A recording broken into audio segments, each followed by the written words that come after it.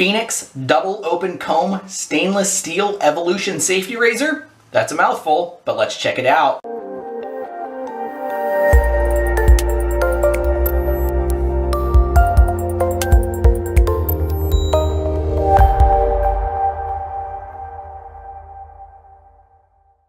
Hey everybody, welcome back to another shaving video, and today we are going to be talking about the stainless steel DOC Evolution 3-piece safety razor. Now this is from Phoenix Artisan Accoutrements, and this is the evolution of their very successful original DOC safety razor. So I have it right here. This is the stainless steel version. Now this stainless steel version here is made out of 304 stainless steel and is retailing for $175. Now this thing is all made in USA. It's really a pretty intense piece of razor. So like I said, it is a 3-piece razor. Comes in their 3-piece razor box. That's a lot of their razors are kind of coming in a box similar to this style. I thought I'd show it just for those people who want it. Now, the handle on it is what they are calling the bomb tip. Okay, that refers to the shape kind of at the bottom there. And you can actually choose two different handle lengths. You can choose 3.25 or 3.5. So there's a little bit of variety there, and you get to choose it when you purchase the razor. But I have to start off by saying that it is really only similar to the original DOC in the name and then the double open combs. Everything from that point on is a lot different. So let's start talking about the blade gap. This thing's got a lot of blade gap in it. It's a 0.40 millimeter blade gap. I'm not sure if you can see that, but I'll show you when I get the razor in there. The head weight on this thing is 38 grams if you're just doing the head. Like I said, it is a 3-piece razor here. And the handle, it's either going to be 59 grams or 66 grams. Obviously, a longer handle is going to have more weight. So your total weight is either going to be 97 grams or 104 grams. I'm pretty good with the math. So anyways, let's talk about loading the blade. Let me get my blade here. And while I'm getting that, it is a CNC billet machined head and a CNC lathe turned handle. The finish is tumbled, and then it is passivated, and then it is hand polished. So I guess while I'm getting the head out there, I will show the polishing on it, because it is a little bit impressive that for a stainless steel razor, if I could ever get it to focus, it is polished up pretty nice. Now, the only other stainless steel razor I could compare it to is my Above the Tie, which I love. And I don't know how much it'll come out in the video, but this is a much duller type finish here. So, trying to move along quickly to save time on the video, but 3 pieces. One thing I really love about this razor is the 4 posts that it has. Okay, and then the top cap has 4 posts in there. So that blade really gets locked in. So I'm going to be shaving today with an Astra blade. And so the blade sits in. Let me get it turned a little. There we go. And then the base plate on there. And then we just screw it in. All right. Don't have to worry about it getting in there cockeyed or anything. There's almost nowhere for it to go. It's like just about perfectly in there. Now let me try to focus that so I can show you that blade gap. Okay, there's quite a bit of it. And then I'll show you the back where it is engraved with PAA logo. I think that's pretty cool. So this is an aggressive shaver, so I'm going to go ahead and get my face prepped, and I'll lather up and stuff off camera so we can get talking with the shave. Okay, all lathered up and ready to go here.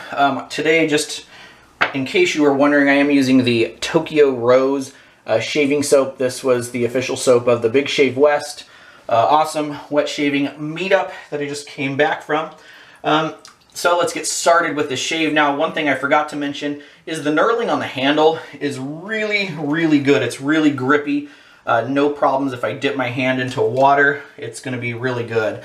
Since this is an aggressive shaver, I I do treat this razor a little bit different, and it's kind of using a technique that I learned when I very first started wet shaving, and that was also brought up by Joseph Borelli as he was using this razor.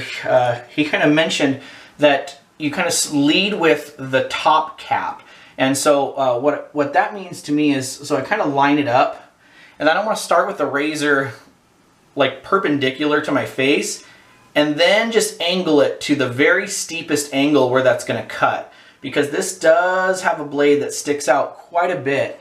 And what I find with these aggressive razors is that the less you scrape with them, the more comfortable the shave's going to be. Now I have about 3 days of growth here, and see, even just setting those sideburns, that one little pass took it down to hardly anything. So again, just kind of start really steep and then get to the smallest angle, or the steepest angle, with absolutely zero pressure, and this thing will just annihilate your facial hair. Right, I'm gonna get moving on with this first pass.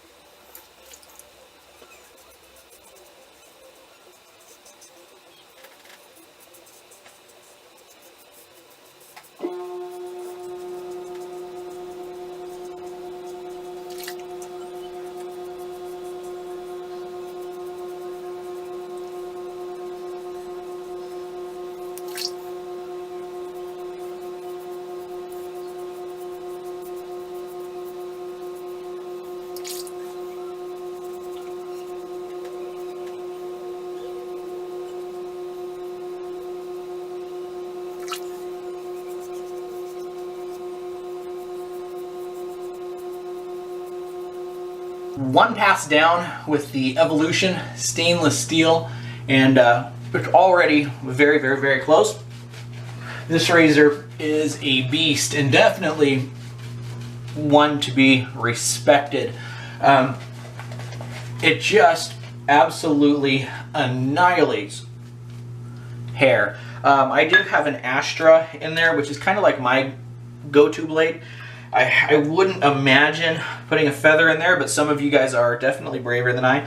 I don't remember if I mentioned it or not, but it's kind of a cool thing that this razor, the blade, has 0 tabs on the outside, so you cannot feel that edge, the side tabs of that blade. Some people that's a big deal with. It's not really a deal with me. I had the fortune to shave with the prototype when Douglas was still gathering research for this razor, and the prototype did have the blade tabs sticking out, so that was a change they made. But it was also a very aggressive shaver, just as this one. But you know, almost a 1 pass and touch-ups would do it, but I'm gonna go for at least 2. Here we go.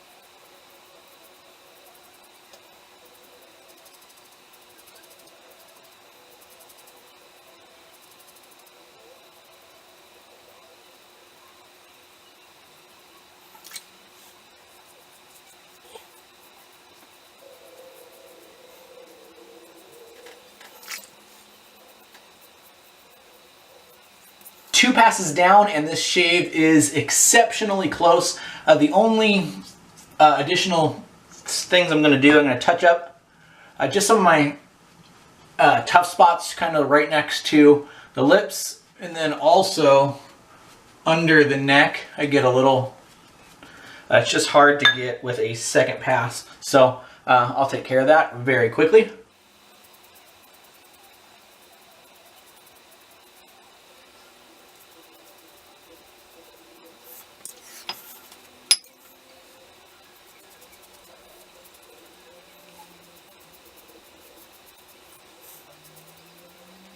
Two passes and some touch-ups down, and this shave is as close as it absolutely could be. A very, very nice shave. One tiny little weeper, but you know, that's just the way it goes. So I'm going to start off with some Thayer's Rose Witch Hazel. It's what I use for every shave, but works especially well in this combo because I'm going to be pairing it with the Crown King Tokyo Rose aftershave splash that matches the soap. So let's talk about this razor. Super aggressive, super efficient shaver. However, you saw after two passes, I mean, one little tiny weeper, which was not the razor's fault.